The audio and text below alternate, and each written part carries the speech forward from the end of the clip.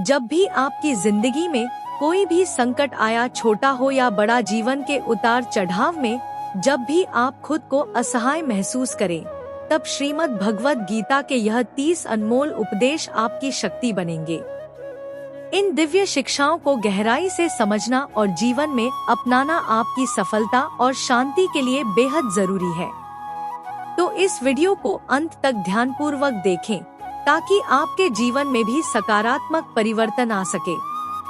गीता का पहला उपदेश है कि जो इंसान अपने कर्मों को समय पर खत्म नहीं करता, समय की कद्र नहीं करता, उसकी जिंदगी का सारा समय व्यर्थ ही समाप्त हो जाता है, क्योंकि समय ही आपका जीवन है।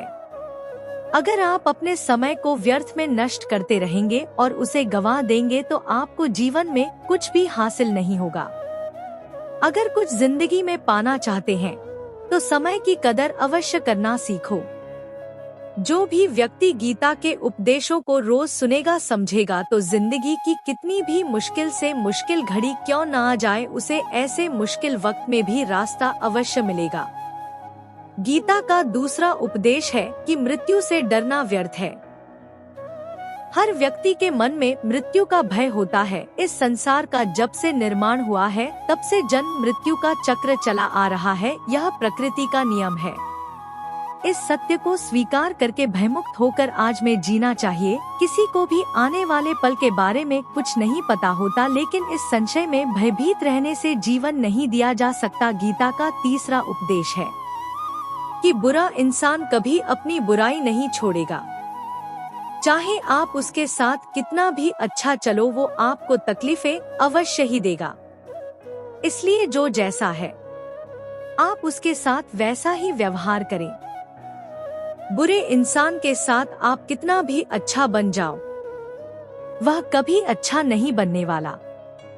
दुर्योधन जंगल में पांडवों को मारने के लिए गया था, लेकिन वहाँ पर भी लोगों ने दुर्योधन को पकड़ लिया। उसका मित्र कारण भी उसे छोड़कर भाग गया। वह भील दुर्योधन को मार देना चाहते थे, लेकिन युधिष्ठिर अपने भाई की रक्षा करने के लिए वहाँ पहुँच गया और उसके जीवन की रक्षा की। लेकिन उसके बाद क्या हुआ?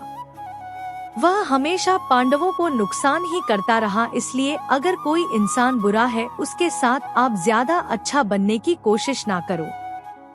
जो जैसा है उसके साथ वैसा ही व्यवहार करो। गीता का चौथा उपदेश यह है कि आप जैसा अन्न खाओगे वैसा ही आपका मन और आपकी बुद्धि होगी। अब वैसा ही कर्म करोगे और वैसा ही आचरण करोगे। सात्विक अन्न खाओगे तो आपका मन भी सात्विक होगा। सात्विक व्यवहार भी करोगे, सोच भी आपकी अच्छी होगी। श्री कृष्ण ने भागवत गीता में सात्विक, राजसी और तामसी इन तीनों आहारों का विस्तार से वर्णन किया है कि क्या खाना चाहिए, क्या नहीं खाना चाहिए। पर इसका निचोड़ यही है कि जो मनुष्य सात्विकता से भोजन करता है उसे जीवन में सुख और शांति ही अवश्य मिलते हैं। गीता का पांचवा उपदेश है कि वो इंसान जिंदगी में सफल माना जाएगा जो अंदर से हमेशा खुश रहता है। बाहर से तो सभी खुश दिखाई देते हैं, लेकिन अंदर से इंसान अशांति से भरा रहता है।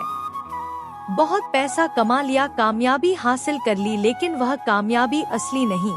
असली कामयाबी मानी जाएगी जब आपका मन खुश रहता हो। गीता का छठा उपदेश है कि जो किसी और का है उस पर का भी अधिकार अपना नहीं जमाना चाहिए, कभी कब्जा नहीं करना चाहिए। जब शकुनी ने शनि यंत्र करके पांडवों को हस्तिनापुर से अलग करवा दिया, एक राज्य दे दिया जहाँ की भूमि भी बंजर थी, जहाँ और कुछ नहीं हो सकता था, लेकिन पांडवों ने उस शहर को इतना सुंदर बना दिया, इतना वैभवशाली बना दिया कि हस्तिनापुर भी उसके आगे फीका लगने लगा। और उसके वैभव को और सुख को देखकर दुर्योधन अंदर ही अंदर जलता था, और इसीलिए उसने कई शनि यंत्र करके उनका वह खांडव प्रस्तर भी उनसे छीन लिया। जो चीज उनकी नहीं थी उस पर भी कब्जा किया। तो उसका आखिर में परिणाम यही हुआ कि जो चीज उनके पास थी वह भी उसके पास नहीं रही, उसे गंवाना पड़ गया। इसलिए जो आपका नहीं है कभी उस पर अधिकार नहीं जमाना चाहिए। गीता का सातवां उपदेश है कि चाहे कितना भी बुरा वक्त आ जाए, लेकिन जो इंसान जिंदगी में कभी हिम्मत नहीं हारता था वो सब कुछ हासिल कर सकता है। जब पांडव लोग जुए में सब कुछ हार गए, उनको 12 साल के लिए वनवास मिला और 1 साल के लिए अज्ञातवास। वह भिक्षा मांग के अपनी जिंदगी को पालते थे। भयानक जानवरों के बीच जंगलों में भटकते रहते थे, लेकिन इतना मुश्किल वक्त झेलने के बाद भी आखिर में विजय उन्हीं की हुई, क्योंकि उन्होंने अपने अंदर कभी हिम्मत नहीं हुई। ऐसे ही आपकी जिंदगी में कितना ही मुश्किल वक्त क्यों ना आ जाए, लेकिन आपके अंदर अगर हिम्मत है तो जीत आपकी अवश्य होगी। गीता का 8वां उपदेश है कि जीवन में वैसे तो लड़ाई झगड़े से बचना चाहिए, लेकिन जब बात आपके चरित्र, सम्मान और अधिकार की हो तो लड़ना भी चाहिए। अर्जुन भी महाभारत का युद्ध करना नहीं चाहते थे, क्योंकि सामने उसकी अपने खड़े थे, लेकिन श्री कृष्ण ने उन्हें उपदेश दिया कि यहाँ पर बात लड़ाई की नहीं है, तेरे सम्मान की है, तेरे चरित्र की है, तेरे अधिकार की है। जो द्रौपदी के साथ कौरवों ने भरी सभा में अपमान किया, उसे नग्न करने की कोशिश की, इतना बड़ा धर्म किया, वह तुम्हें कभी नहीं रहना चाहिए। इसलिए बात जब आपके चरित्र पर आ जाए, आपके सम्मान पर आ जाए, तो चाहे वो अपना ही क्यों ना हो, आपको उसके साथ अवश्य ही लड़ना चाहिए। गीता का 9वां उपदेश है कि किसी पर भी आंखें बंद करके भरोसा नहीं करना चाहिए। जैसे महाभारत की कथा में दुर्योधन ने कितनी बार शनि यंत्र करके पांडवों को मारने की कोशिश की, आग में जलाने की कोशिश की, पर वह धर्म पर चलने वाले लोग बार बार उसकी बातों में आ गए। यह बात और है कि ईश्वर उनकी रक्षा कर रहे थे, पर जिससे वह अपना भाई समझ रहे थे, जिससे वो अपना सगा समझ रहे थे, जिस पर वह भरोसा कर रहे थे, वही उनकी मृत्यु करवाना चाहता था। इसलिए भरोसा करते समय अपनी आंखें जरूर खुली रखनी चाहिए। गीता का 10वां उपदेश है, जिसके साथ सत्य और ईश्वर की शक्ति है, चाहे सारी दुनिया उसके खिलाफ ही क्यों ना हो जाए, लेकिन अंत में जीत उसी की होती है। श्रीमद् भगवद गीता में कुल 700 श्लोक है और 18 अध्याय हैं। गीता का आखिरी श्लोक है, यात्रा है योगेश्वर कृष्ण यत्र पार्थो धनुर्धर रहा तत्र सिरे रहा विजय, और भूति विधवा रानी फिर मंदिर माह। धृतराष्ट्र बार बार संजय से पूछता था कि बताओ युद्ध में कौन जीत रहा है, कौन हार रहा है, क्योंकि उसे विश्वास था कि भीष्म पितामह वहाँ मेरे पक्ष में है, गुरु द्रोणाचार्य मेरे पक्ष में है, और यहाँ तक कि कारण भी मेरे पक्ष में है, तो भला हमें कौन हरा सकता है। लेकिन संजय ने धृतराष्ट्र को कहा कि जहाँ ईश्वर है वहीं पर सकते हैं, और हमेशा वही जीत होती है। चाहे आपके पास कितनी भी शक्ति क्यों ना हो, लेकिन सत्य और ईश्वर जिसके लिए खड़े हो जाएं, उसे दुनिया में कोई भी नहीं हरा सकता है। गीता का 11वां उपदेश है कि जिसे आप सबसे ज्यादा महत्व दोगे, वो आपको का भी महत्व नहीं देंगे। आपने कभी गौर किया है कि आपका अपमान कौन लोग करते हैं, कि आप जिससे सबसे ज्यादा हद से ज्यादा महत्व देते हैं। दूसरों की इज्जत करना अच्छी बात है, पर दूसरों की अगर बहुत ज्यादा इज्जत करेंगे, उनकी नजर में आपकी इज्जत खत्म हो जाती है। इसलिए किसी को भी कभी भी अपना सब कुछ नहीं बनाना चाहिए कि तुम ही मेरे सब कुछ हो। जैसे ही आप किसी को अपना सब कुछ बना लेते हैं, तो आप उसके लिए कुछ भी नहीं रह जाते हैं। इसलिए लोगों को इज्जत उतना ही देना चाहिए जितना वो हजम कर सके। हद से ज्यादा इज्जत देना आपकी ही बेइज्जती करवा सकता है। गीता का 12वां उपदेश है कि कभी भी किसी भी चीज की अति नहीं करनी चाहिए। कोई भी चीज हद से ज्यादा नहीं करना चाहिए। किसी से प्रेम भी हद से ज्यादा मत करना। किसी से नफरत भी हद से ज्यादा नहीं करना। हद से ज्यादा मीठा भी खराब हो जाता है, हद से ज्यादा कड़वा भी खराब हो जाता है। हद से ज्यादा आराम भी आपको बीमार कर सकता है। हद से ज्यादा खाना भी आपको बीमार कर देगा। ज्यादा भूखा रहना भी आपको नुकसान नहीं पहुंचाएगा, और हद से ज्यादा जागना भी आपको बहुत ज्यादा नुकसान पहुंचाएगा। इसलिए जीवन को संतुलन के साथ जीना चाहिए। जैसे ही आप संतुलन को खो देते हैं, वैसे ही आपके जीवन में कोई ना कोई छोटी या बड़ी दुर्घटना ना हो जाती है। गीता का 13वां उपदेश है कि हर काम को समझदारी से करना ही योग होता है। योगा कर्मसु कौशल। कई लोग काम तो करते हैं लेकिन उन्हें हासिल कुछ नहीं होता। बहुत लोग कहते हैं कि हम तो मेहनत बहुत करते हैं, तब भी जिंदगी में सफलता हासिल नहीं हो रही है। लेकिन सच्चाई यह है कि बहुत कुछ करने से, बहुत मेहनत करने से आपको सफलता नहीं मिलेगी, लेकिन सही तरीके से, सही समझ के साथ काम करने से आपको जिंदगी में सफलता अवश्य मिलेगी।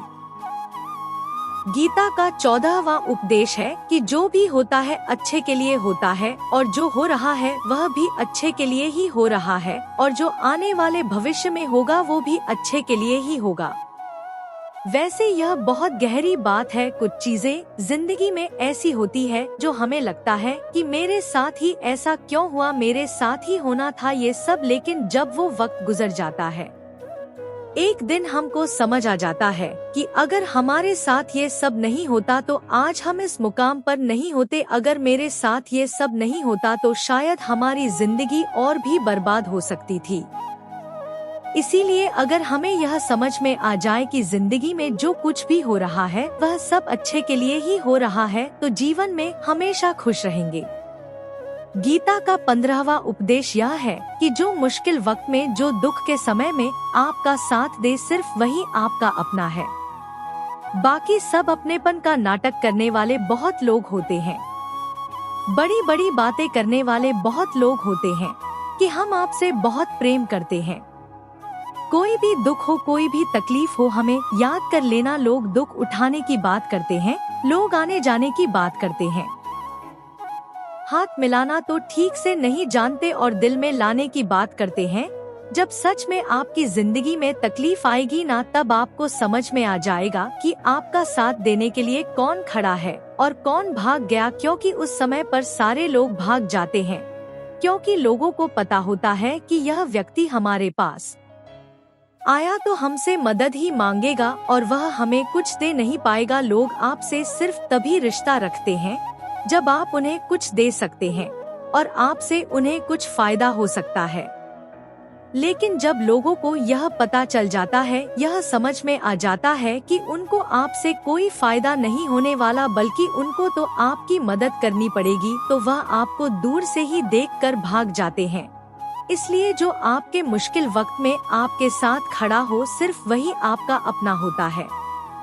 बाकी इस दुनिया में सब पर आए होते हैं, क्योंकि सिर्फ अपना अपना कह देने से कोई अपना नहीं हो जाता है। गीता का 16वां उपदेश है कि चाहे आप किसी की मदद करें या ना करें, लेकिन जानबूझकर कभी किसी का दिल नहीं दुखाना चाहिए।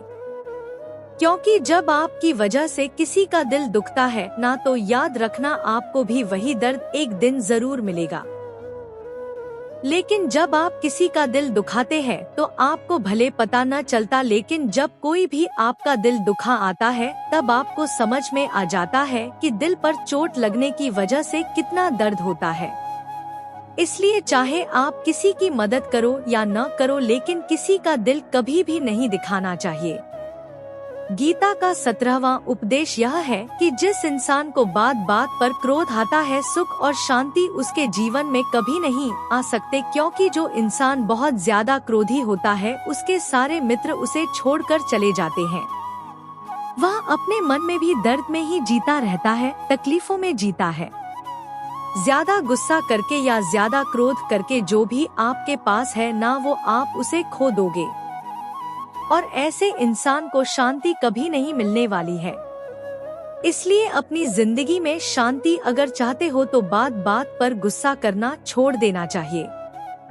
गीता का 18 उपदेश यह है, आप संसार में जितना प्रेम लगाओगे उतना ही जीवन में दुख और पीड़ा का अनुभव करोगे।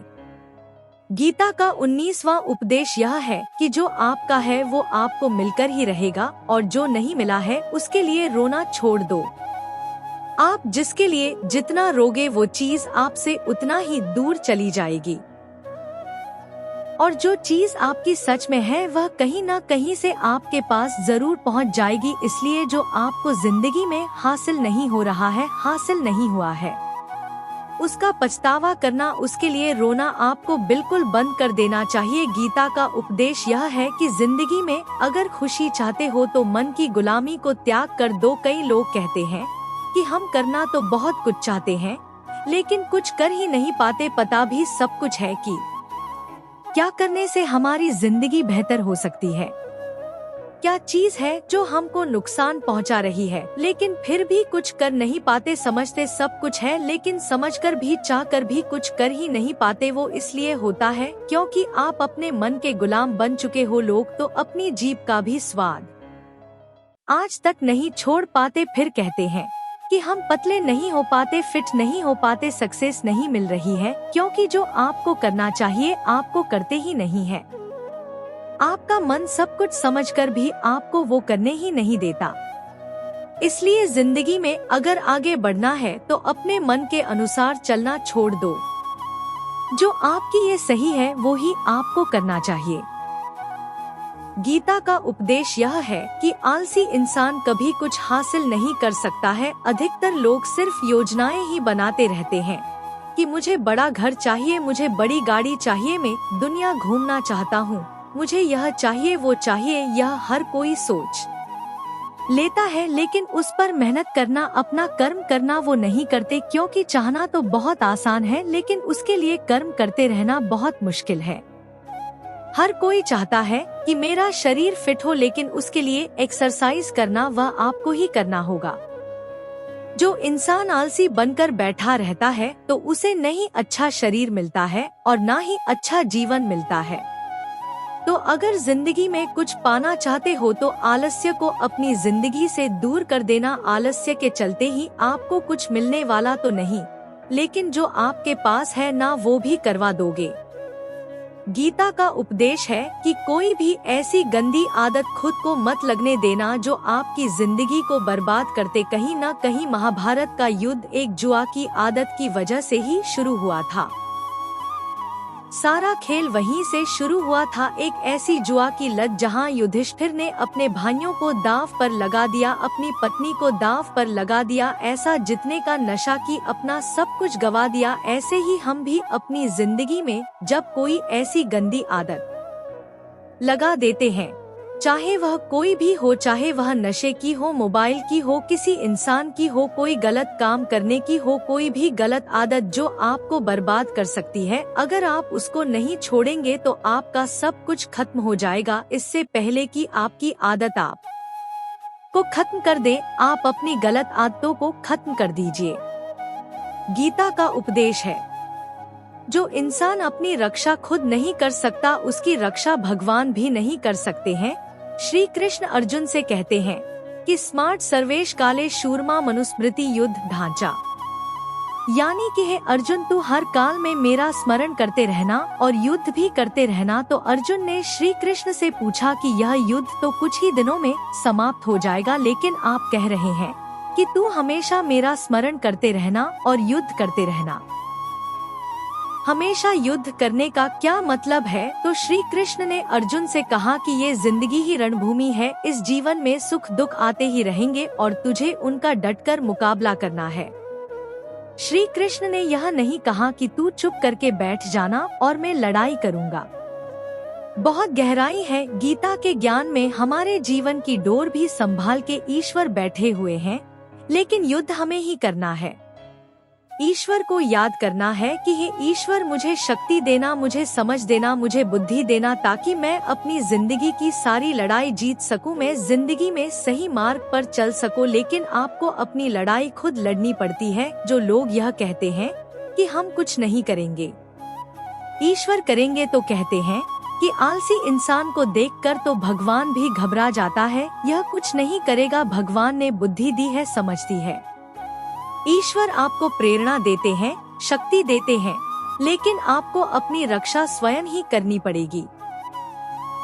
गीता का 24वां उपदेश है कि जिंदगी में धोखा अपने ही देते हैं, क्योंकि उनको आपकी कमजोरियों का पता होता है। बाहर वाला आपको धोखा नहीं दे सकता, क्योंकि उसको आपके बारे में पता ही नहीं है कि आपको चोट कहाँ पहुँचानी है। लेकिन जो आपका अपना है, आप का खास है, उसे बहुत गहराइयों से पता होता है कि इसकी कमजोरी क्या है, ऐसा क्या करे जिससे इसको दर्द पहुंचाया जा सके, जिससे इसको हम नीचा दिखा सकते हैं, इसको चोट पहुंचा सकते हैं। ये कलयुग है, इसमें बाहर वालों से नहीं जो हमारे अपने हैं, ना उनसे ही सावधान रहना होता है। महाभारत का युद्ध दो अलग अलग राज्यों में नहीं हुआ था, बल्कि एक ही परिवार के भाइयों में हुआ था। सभी आपस में एक ही वंश के लोग थे। कितनी बार दुर्योधन ने जहर देकर भीम को मारना चाहा, न जाने कितनी बार दुर्योधन ने पांडवों को जान से मारने की कोशिश की। वो उसका कोई पराया नहीं था, बल्कि उसका भाई था। सारी लड़ाइयाँ घर के अंदर ही होती है, बाहर कौन लड़ेगा हमसे, घर में ही सारे झगड़े होते हैं। तो आपको चोट सिर्फ वही लोग पहुंचा सकते हैं जो आपके अपने हैं। आपको धोखा सिर्फ वही लोग दे सकते हैं जो आपके अपने हैं। गीता का 25वां उपदेश यह है कि आप वो मत करो जो सभी करते हैं, बल्कि वो करो जो आपके लिए सही है। धर्म निधन श्रेया भारत धर्मो भयावह। श्री कृष्ण ने अर्जुन से कहा कि एक जो तेरा कर्तव्य है, जो तेरे लिए सही है, जो तुझे करना चाहिए वो कर, तो कभी भी वो काम मत कर जो दुनिया कर रही है। क्योंकि अर्जुन श्री कृष्ण से कहने लगा कि ऐसे भयंकर युद्ध में पड़ने से अच्छा है कि मैं सन्यासी बन जाऊं, तो श्री कृष्ण ने अर्जुन से कहा कि सन्यासी बनना तेरा गम नहीं है, तेरा धर्म नहीं है। एक क्षत्रिय हेतु कारण और तेरा धर्म यही है कि तू धर्म का नाश कर, धर्म की रक्षा कर। ऐसे ही हर इंसान का एक अलग कर्तव्य होता है, एक अलग ही मार्ग होता है। तो कभी भी उस मार्ग पर मत जाना जहाँ सारी भीड़ जा रही हो। कभी भी वह काम मत करो जो दुनिया करती है। कि आजकल का यह ट्रेंड हो गया है, यह फैशन हो गया है, सब करते हैं इसलिए हम भी कर रहे हैं।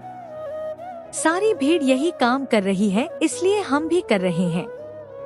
अगर आप वह करोगे जो भीड़ कर रही है, तो आप भी उसी भीड़ में कहीं खो जाओगे। लेकिन वही अगर आप वो करोगे जो आपके लिए सही है, जो आपकी प्रतिभा है, तो दुनिया की सारी भीड़ में भी आप सबसे अलग नजर आओगे। गीता का 26वां उपदेश है कि किसी से भी हद से ज्यादा मोह कभी नहीं करना चाहिए। जिससे भी आप सबसे ज्यादा मोहन लगाओगे, देखना वो आपको अवश्य रुलाएगा। मोह की वजह से ही आप किसी के पीछे मरते रहते हैं। मोह की वजह से ही आपको कई बार अपमान भी सहना पड़ता है, और कई लोगों को मौत की वजह से ही अपना अपमान दिखता भी नहीं है कि सामने वाला मेरी इज्जत तक नहीं कर रहा और मैं इसके पीछे मरा जा रहा हूँ। वो आपकी आंखों पर ऐसी पट्टी लगा देता है कि आपको सच और झूठ दिखाई ही नहीं देता। आपको किसी इंसान का चेहरा दिखाई नहीं देता। आप जो देखते हैं, जो सुनते हैं, उसी पर यकीन करने लगते हैं। फिर चाहे आपको कितना ही दर्द मिल रहा हो, अगर आप किसी इंसान को ठीक से समझना चाहते हैं, उसकी सच्चाइयों को जानना चाहते हैं, तो उसके लिए बहुत जरूरी है कि आप उसके मुंह से जल्द बाहर आ जाएं। आपका मुंह आपको दुख देता है। जिस दिन मोहतरम, उस दिन आपको किसी भी रिश्ते से कोई दुख नहीं मिल सकता, क्योंकि आपको फिर कोई फर्क ही नहीं पड़ेगा। गीता का 27वां उपदेश है कि जो आपके साथ अधम करे, पाठ करे, गलत करे, उसे दंड जरूर देना चाहिए। अगर आप उसे चाहते हैं तो वो आपके साथ और गलत करता रहेगा। अगर आप उसे सहते हैं तो उसके पाप में आप भी भागीदार हो जाएंगे। अर्जुन श्री कृष्ण से कहने लगे कि जिनसे मैं युद्ध करने जा रहा हूँ, ये सब मेरे भाई हैं, मेरे गुरुजन हैं। मैं इनके सामने कैसे हथियार उठाऊं, इनको कैसे मारो? तो भगवान श्री कृष्ण ने अर्जुन से कहा कि जिन्हें तुम अपना मानते हो वो सभी अधर्मी है, वह पाप के पक्ष में खड़े हैं। और अगर तुम इनका वध नहीं करोगे, युद्ध नहीं करोगे, तो समाज में और भी पाप बढ़ जाएंगे। क्योंकि जब कोई ऐसे पापियों को नहीं रोकता है तो ये और भी ज्यादा पाप करते हैं। ऐसे ही जब आपके साथ कोई गलत करता है, आपको चोट पहुंचाता है, दुख पहुंचाता है, और वहीं आप चुपचाप रहते हो, तो उसे सामने वाले का मनोबल बढ़ जाता है। वो आपको कमजोर समझने लगता है और आपके साथ गलत करने का वो अपना हक समझने लगता है। लेकिन जब आप उसके गलत व्यवहार को, उसके धर्म को रोक लेते हैं, उसका विरोध करते हैं, तब वो अपनी सीमा में रहना सीख जाता है। और यही कलयुग है। अगर इस जमाने में आपको खुश रहना है तो आपको अपनी रक्षा खुद ही करनी होगी। कोई आपके साथ गलत करे तो उसको कभी नहीं सहना रहना चाहिए, बल्कि उसका सामना करना चाहिए। गीता का 28वां उपदेश है कि आज मैं जियो, हल्की चिंता करना छोड़ दो। जो भी व्यक्ति अपने बीते हुए कल या अपने आने वाले कल में खोया हुआ रहता है, वो जिंदगी में कभी खुश नहीं रह सकता। आपको जिंदगी में खुशी सिर्फ और सिर्फ तब मिल सकती है जब आप वर्तमान में जी सकें, आज के आनंद को जी सके। बीते हुए कल और आने वाले कल का कोई वास्तविक अस्तित्व नहीं होता, वो सिर्फ आपकी बुद्धि और आपके विचारों में होता है। उसे सिर्फ आप अपने मन के अंदर और बुद्धि के अंदर जीते हैं। उसकी कोई वास्तविकता इतनी नहीं होती, उसे सिर्फ आप अपने मन के अंदर और बुद्धि के अंदर जीते हैं। लेकिन जिससे आप वास्तविकता में जीते हैं, वो आपका आज होता है, वो आपका चल रहा पल होता है। अगर आप अपने मन और बुद्धि को अपने भूतकाल और भविष्यकाल में अटका कर रखेंगे तो याद रखना, आप कभी खुश नहीं रह पाएंगे। और अगर जिंदगी में खुश रहना चाहते हैं तो आज में और इसी पल में जीना सीखें। गीता का 29वां उपदेश है कि आपके सारे दुखों का कारण किसी को अपना मानना है। आप कभी गौर करना, आपकी जिंदगी के सारे दुख, सारी तकलीफें, सारी चिंताएं वहीं से आते हैं जहां आपका अपमान होता है कि यह मेरा है, यह मेरा अपना है। यहीं से आपकी जिंदगी में दुख का आना शुरू हो जाता है। इसे एक छोटी सी कहानी से समझते हैं। एक व्यक्ति के पास एक बहुत बड़ा महल था। उसने जिंदगी भर की सारी संपत्ति लगाकर उस महल को बनाया था। आसपास के शहरों के कई लोग उसके महल को देखने आते थे। कई बड़े बड़े सेठ उसके महल को खरीदने की कोशिश करते थे। इसलिए वो महल उसका अहंकार हो गया। उसके जीने की वजह था, उसका उस महल से बहुत लगाव था। एक दिन उसके महल में आग लग गई और वो कहीं बाजार गया हुआ था। जब वह घर लौट कर आया तो उसने देखा कि उसका महल तो आग में जल रहा है। अपने घर को आग में जलता हुआ देखकर उसे इतना दुख हुआ। उसने कहा, अगर यह महल नहीं रहेगा तो मैं भी जिंदा नहीं रहूंगा। अगर मेरा महल ही जलकर राख हो जाएगा तो मैं जीकर क्या करूंगा। वह भी उसी आग में छलांग लगाने की कोशिश करने लगा। तो किसी दूसरे व्यक्ति ने उसे रोक लिया और कहा कि भाई, ये जो तुम्हारा महल है, इस महल को तुम्हारे कल बेटे ने किसी और को बेच आया है। जब उसे पता चला कि यह महल अब मेरा नहीं किसी और का हो चुका है तो उसकी सारी चिंता खत्म हो गई। जैसे और लोग उस जलते हुए महल को देखकर तमाशा देख रहे थे, वैसे ये भी खड़ा हो गया। इतने ही देर में उसका बेटा आया।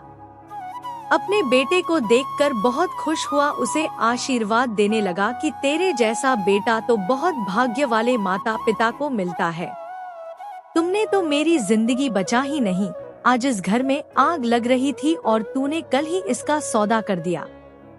वो अपने पिताजी से कहने लगा कि पिताजी, इस महल के सौदे के लिए बात तो करने गया था पर सौदा कभी पक्का हुआ ही नहीं है। जब उसके पिता ने यह सुना कि अभी इस महल का सौदा हुआ ही नहीं है तो वह दोबारा से फूट फूट कर रोने लगा और अपनी छाती पीटने लगा।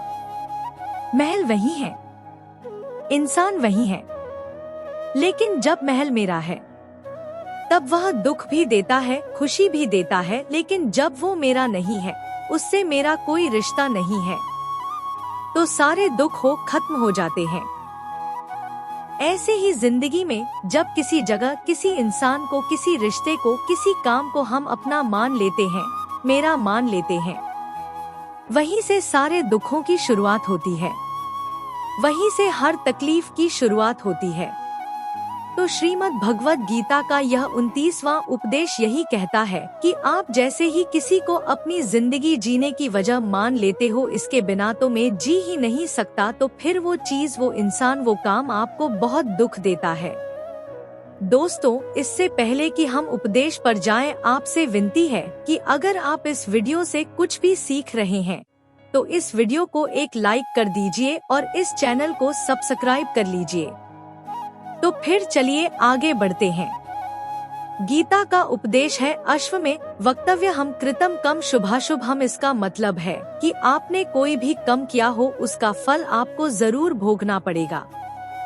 अगर आपने अच्छे कर्म किए हैं तो वह जाने अनजाने में किसी मुश्किल वक्त पर आपको वो अच्छे कर्म उस मुश्किल वक्त से बचा ही लेंगे।